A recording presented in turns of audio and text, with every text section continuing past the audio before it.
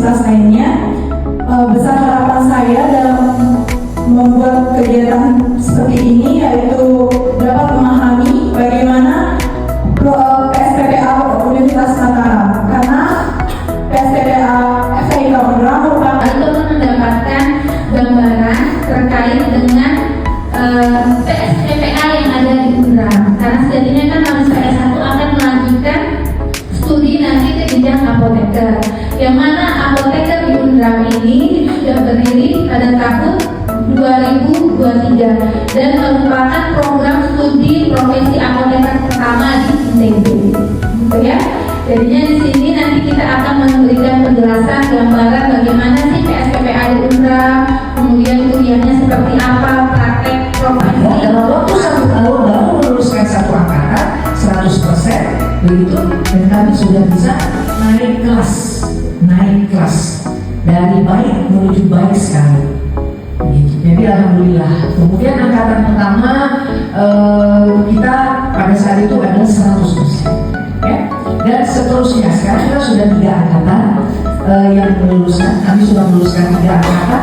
Kemudian yang sedang berproses, ya, di mana tenaga kesehatan atau apoteker yang sudah berpengalaman, dalam hal ini kita menamakan sebagai presektor, ya, itu membimbing Anda ini yang namanya presepti. Belum ada praktek ke satu tempat, masa dia nggak dibekali? Ya, Anda harus tahu dulu rumah sakit itu seperti apa, kemudian apa-apa yang harus dipelajari, begitu ya. Nah, ada pembekalan, lalu ada pretest untuk belajar.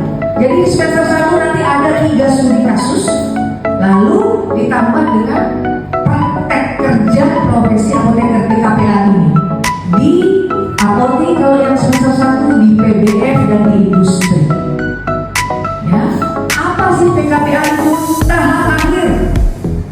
Tahap akhir berpraktek kalian nanti di sana. Jadi pengetahuanmu, keterampilanmu, sikap profesionalmu nanti itu akan dijalankan di praktek itu namanya PKPA. Nah, tujuannya apa? PKPA ini melatih adik-adik sektor Anda yang di sana yang setiap hari mendampingi Anda. Jadi setiap hari aktivitasmu itu dilaporkan di dalam logbook, di dalam portofolio, di dalam logbook. Hari ini ngapain? Dan setiap mengerjakan resep ini sekian kali. Nanti resep itu Anda tulis, Anda kerjakan prakteknya seperti apa, langsung dievaluasi oleh preseptornya di hari itu. Kalau registrasi obat baru, kan di industri itu salah satu yang dilakukan. Kita sudah punya obat, bagaimana obat ini supaya dia terregistrasi, supaya dia bisa beredar. Dia harus diberitahu dulu, jangan sembunyi. Apoteker itu nggak boleh sembunyi, ya. Lalu perannya apa? Pelayanan kefarmasian di fasilitas kesehatan, banyak fasilitas kesehatan. Anda sudah tahu. Lalu manajemen farmasi, ya, itu peran kita ada di situ di manajemen. Jadi adik-adik, besok kalau Anda sudah menjadi seorang apoteker, maka apoteker itu perannya itu top manajemen. Di rumah sakit nanti instalasi, kepala instalasi farmasi atau manajemen di bidang kefarmasian. Instalasi farmasi yang pegang siapa? Apoteker. Kemudian di badan POM itu adalah kumpulannya mungkin 80-90% yang berpraktek kefarmasian itu banyak di badan POM selain di industri. Selain di apotek yang tentunya kalian kalau sudah dengar apoteker, apotek begitu ya, Anda akan berpraktek di salah satu dari itu. Banyak sih yang lain, tapi yang terkait dengan praktek kefarmasian bisa berpraktek di sana, ya. Apotek, rumah sakit ini adalah di dinas kesehatan, dan sebenarnya tidak terbatas di dinas kesehatan kalau adik-adik berpikirnya jauh ke depan. Gimana Bu kita bisa berpraktek kalau apoteker WHO? Bahasa Inggris bukan. Nah, sementara kadangkala gitu ya, ada lupa-lupanya. Ya kan ada lupa-lupanya, mungkin belum itu ilmunya ya udah yang dapat nilai selesai. Ternyata kalau PKPA nanti yang Anda pelajaran 8 semester itulah waktunya Anda dimintai pertanggungjawaban untuk berpraktek seperti itu. Tidak kaget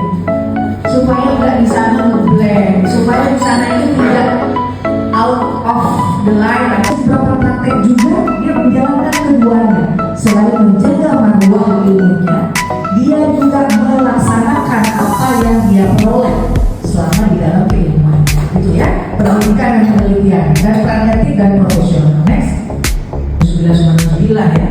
Nah ini kopre, gitu ya. Nah kopre itu akan dilaksanakan setiap akhir semester. Kalau di semester 1 Anda berpraktek di 3 warna tadi, maka pelaksanaan ujian kopre itu kita mungkin persiapannya itu pikirannya itu udah mau ke profesi aja gitu. Mungkin di sini ada beberapa pertanyaan saya terkait dengan PSPA ini.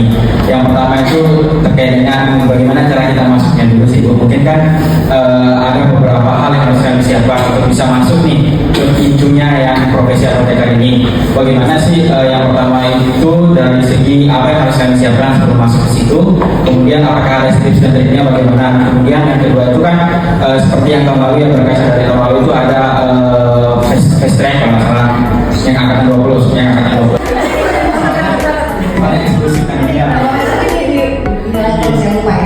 Kemudian pertanyaan yang ketiga terkait dengan wahana PSPA-nya, kan tadi ada salah satu peran dari farmasis itu sebagai regulasi dan juga pengawasan. Tapi pertanyaanku yang pos C itu apakah sumatif itu dia berlaku secara nasional.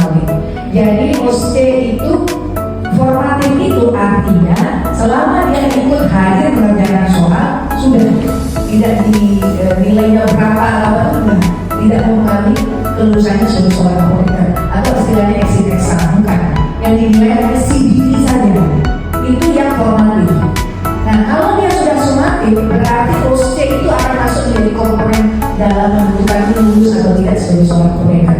Sampai tadi disebutin berbagai wahana itu kayak puskesmas, apotek, mesin sebagainya itu. Nah kita kan di ini sama sektor dari program dari sana. Nah misalkan dari kita sendiri itu waktu misalkan di apotek itu kita ngelakuin human error itu bakal masuk sebagai penilaian dari kita sendiri atau apa? kemudian tadi pertanyaannya juga terkait dengan bagaimana strateginya. Iya,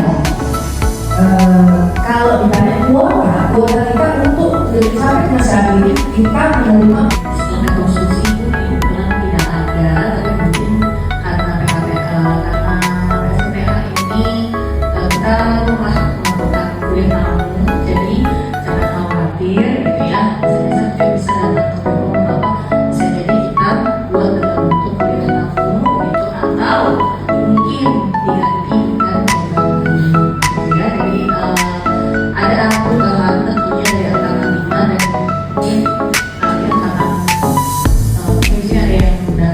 rangkaian. Itu alumni kita itu kalau jadi satu rangkaian kayak di kedokteran itu mereka mau tidak mau nanti akan melanjutkannya itu adalah profesi dokternya. Jadi dia tak cari tempat lain gitu kan. Sebelumnya tadi mungkin sudah sempat terjawab terkait kuota penerimaan dari PSPA ketika undang. Jadi pertanyaan saya di sini apakah ada kriteria khusus agar alumni dari non-undang itu dapat diterima selain dari alur pendaftaran yang ada kayak presentasi agar mahasiswa dari luar undang itu ada poin plus agar bisa masuk ke